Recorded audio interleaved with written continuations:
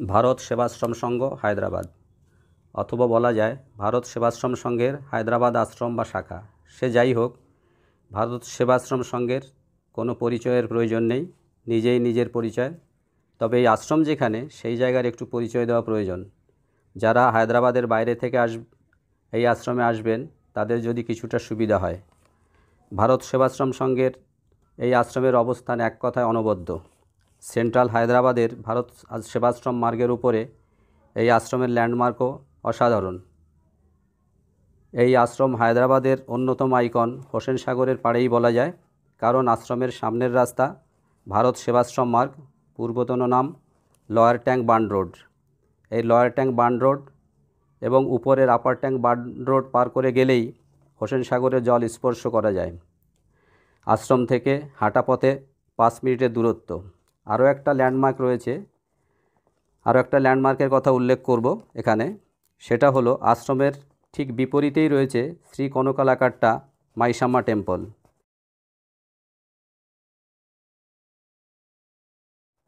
যোগাযোগ ব্যবস্থাও ভালো।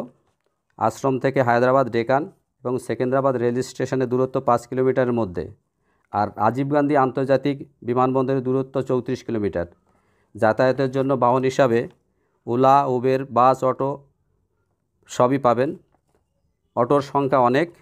শহরের মধ্যে যাতায়াতের জন্য অটোই সেরা বাহন। এবার আশ্রমে থাকার বিষয়ে কিছু তথ্য আপনাদের জানাবো। ভারত সেবাশ্রম সংঘের নিয়মাবলী মেনে অন্য আশ্রমগুলির মতোই এই হায়দ্রাবাদ আশ্রমেও ভক্তরা থাকতে পারেন। আপনি ভক্ত কিনা এই ভাবনা আপনার মনে আসতে পারে। ভারত সেবাশ্রম সংঘের ভাবনায় আশ্রমে আগত সকলেই ভক্ত, তাই নির্দ্বিধায় আপনিও এখানে আসতে পারেন, থাকতেও পারেন। তবে এই হায়দ্রাবাদ আশ্রমে থাকার ক্ষেত্রে একটা অলিখিত বিশেষ তথ্য আপনাদের জানাই। সেটা হলো, হায়দ্রাবাদে যারা চিকিৎসা করাতে আসেন মূলত তারাই এই আশ্রমে থাকার সুযোগ পান। অন্যরা পান না এমনটা বলা যাবে না, তবে চিকিৎসা করতে আসা মানুষজনই থাকার প্রশ্নে অগ্রাধিকার পেয়ে থাকেন। যদিও আমি চিকিৎসা করাতে আমার চোখের ট্রিটমেন্টে এসেছি, তথাপি এখানে আমাদের থাকা হয়নি। আমার পুত্র এসেছে আমার সঙ্গে। আমরা আছি এখান থেকে 1.5 কিলোমিটার দূরে রামকৃষ্ণ মঠ মার্গের ওপর হায়দ্রাবাদ বাঙালি সমিতির গেস্ট হাউসে। ওখানে পিওর বাঙালি খাবারের একটা ভালো রেস্টুরেন্টও রয়েছে। এ সম্পর্কে আমার একটা পৃথক ভিডিও থাকবে, দেখে নিতে পারেন। এবার যে বিষয়টা বলতে চাই সেটা আপনারা অনেকেই জানেন, আবার অনেকে জানেন না। যারা জানেন না তাদের উদ্দেশ্যে বলবো, মনে রাখবেন বা মনে রাখতে হবে, এটা আশ্রম। এখানে আশ্রমিকভাবে থাকতে হবে। হোটেল, গেস্ট হাউসের মতো আরাম আয়েশ করে এখানে থাকতে পারবেন না। আরাম আয়েশ এখানে মিলবে না। তবে খোলামেলা আশ্রমিক এবং ধর্মীয় পরিবেশের আনন্দ উপলব্ধি অবশ্যই পাবেন, যে আনন্দ উপলব্ধি হোটেলে পাওয়া যাবে না। যাই হোক, এই আশ্রমের আরও 2টি বিষয় আপনাদের জানাই। এখানে খাবার ব্যবস্থা নেই, রান্না করেও খেতে পারবেন না, বাইরেই খেতে হবে। আশ্রমে থাকার জন্য কোনো নির্দিষ্ট মূল্য ধার্য নেই। ডোনেশন হিসাবে আপনি যা দেবেন আর সেটাই জনগণের সেবায় কাজে লাগবে। রেল স্টেশন এবং এয়ারপোর্ট থেকে আশ্রমে কিভাবে আসবেন সেটা আমি আগেই বলেছি। এবার জানাবো আপনারা হায়দ্রাবাদে কিভাবে আসবেন। তার আগে জানাবো আমরা কিভাবে এসেছি। কলকাতা নয়, আমাদের জার্নি শুরু হয়েছে বিশাখাপত্তনম স্টেশন থেকে। এবার সেটাই আপনাদের বলবো এবং দেখাবো। তার আগে আমরা হাওড়া থেকে বিশাখাপত্তনম আসার জন্য জার্নি স্টার্ট করেছিলাম 12863 হাওড়া SMBT সুপারফাস্ট এক্সপ্রেসে। ট্রেনে খুবই ভিড় ছিল, প্রচুর ওয়েটিং লিস্টেড প্যাসেঞ্জার ছিল। একমাত্র ব্যাঙ্গালোর যাওয়া ছাড়া অন্যত্র যাওয়ার জন্যে এই SMBT তথা পূর্বতন যশবন্তপুর এক্সপ্রেসকে অ্যাভয়েড করার জন্য আমি সবাইকে সাজেস্ট করব। বিশাখাপত্তনম স্টেশন, 8 নম্বর প্ল্যাটফর্ম, 12727 বিশাখাপত্তনম হায়দ্রাবাদ গোদাবরী এক্সপ্রেস দাঁড়িয়ে রয়েছে। এই ট্রেনে আমরা হায়দ্রাবাদ যাব। এখন 4:35, 17টা 20 অর্থাৎ 5টা 20-তে এই ট্রেন ছাড়বে। এটাই সোর্স স্টেশন, অর্থাৎ গাড়ি এখান থেকেই ছাড়বে।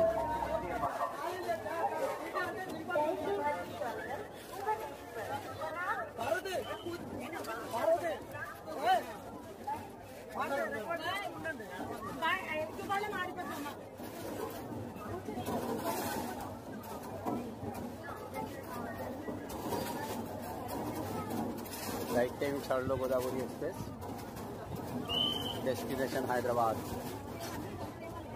আর সকাল 5টায় সেকেন্দ্রাবাদ ঢুকবো, সেকেন্দ্রাবাদে নামবো।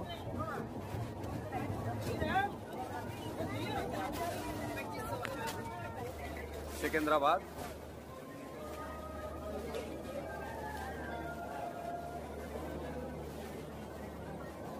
Good morning from Secunderabad. আজ 28 ডিসেম্বর 2023, এখন 6:27। আমরা এইমাত্র সেকেন্দ্রাবাদ স্টেশনে এসে নামলাম। গাড়ি 1 ঘন্টা 25 মিনিট লেটে ঢুকলো। এখন স্টেশন থেকে বেরোবো। আমি আমার চোখের ট্রিটমেন্টের জন্য এসেছি। এলবি প্রসাদ আই ইনস্টিটিউটে আমার চোখ দেখাবো। মূলত চোখের চিকিৎসার জন্য এলো হায়দ্রাবাদ সেকেন্দ্রাবাদের দ্রষ্টব্য স্থানগুলির কয়েকটা ঘুরে দেখব, সেগুলো আপনাদের জানাবো, আপনাদের সঙ্গে শেয়ার করব।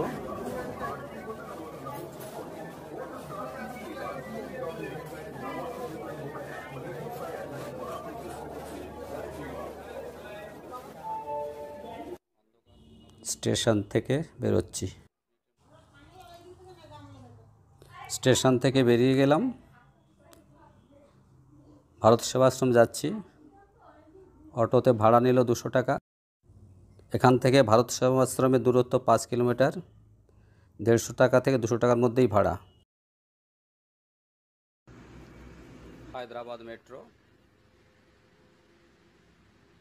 এখান থেকে মেট্রোর লাইন ভাগ হয়েছে। দিল্লি মেট্রোর মতো হায়দ্রাবাদ মেট্রো প্রায় সবটাই উপর দিয়ে, আমাদের কলকাতায় যেমন উড়ালপুল আছে সেই রকম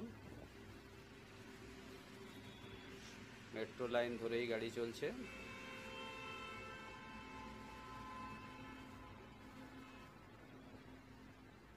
কলকাতায় মেট্রোর মতো খোঁড়াখুড়ির ঝামেলা এখানে হয়নি।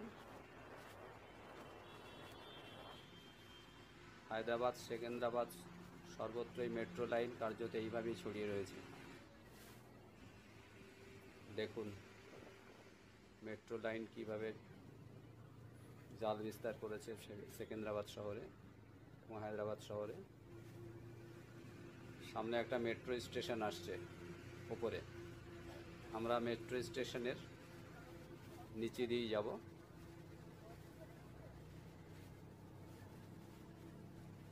মেট্রো স্টেশন মাথার উপরে। এবার আসি হায়দ্রাবাদ আসবেন কিভাবে। রেল, সড়ক ও বিমান 3 পথেই ভারতের সব বড় শহরের সঙ্গে হায়দ্রাবাদ ওয়েল কানেক্টেড। আমাদের কলকাতা শহরও তার বাইরে নয়। সড়ক পথে বা গাড়িতে, বিমানে যে যার নিজের শিডিউলে আসবেন। আমি ট্রেনের শিডিউল জানাবো। কলকাতা থেকে সরাসরি হায়দ্রাবাদ আসার জন্য রয়েছে 4টি ট্রেন। এর মধ্যে দৈনিক 2টি সাপ্তাহিক।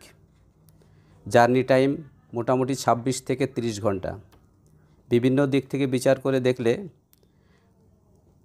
বেস্ট ট্রেন হলো 12703 ফলকনামা এক্সপ্রেস। দৈনিক ট্রেন ফলকনামা এক্সপ্রেস হাওড়া থেকে ছাড়ে সকাল 8:35 26 ঘন্টা জার্নি শেষে পরদিন সকাল 10:30টায় পৌঁছায় সেকেন্দ্রাবাদ। দ্বিতীয় দৈনিক 18045 ইস্ট কোস্ট এক্সপ্রেস শালিমার থেকে ছাড়ে সকাল 11:25 30 ঘন্টা পরদিন এখানে স্টেশনে পৌঁছায় বিকেল 5:45। সাপ্তাহিক 2টি ট্রেনই ছাড়ে শালিমার থেকে। 22849 শালিমার সেকেন্দ্রাবাদ সাপ্তাহিক সুপারফাস্ট ট্রেনটি ছাড়ে দুপুর 12:20। অপর সাপ্তাহিক train 12773 Shalimar Secunderabad superfast express ছাড়ে বিকেল 4:10। দুটি ট্রেনই ছাড়ে প্রতি বুধবার। আপনারা আপনাদের সুবিধা মতো ট্রেনের শিডিউল দেখে নিয়ে পছন্দের ট্রেনে পৌঁছে যান Hyderabad. End of the video. Thanks for watching. ভিডিওটা শেষ পর্যন্ত দেখার জন্য অনেক অনেক ধন্যবাদ। ভিডিওটা ভালো লেগে থাকলে একটা লাইক, শেয়ার এবং সাবস্ক্রাইব করবেন। সাবস্ক্রাইব করার সময় পাশে থাকা বেল আইকন অবশ্যই প্রেস করে দেবেন, যাতে এই চ্যানেলে নতুন একটা ভিডিও এলে তার ইনস্ট্যান্ট নোটিফিকেশান আপনার কাছে সঙ্গে সঙ্গে পৌঁছে যায়। ধন্যবাদ।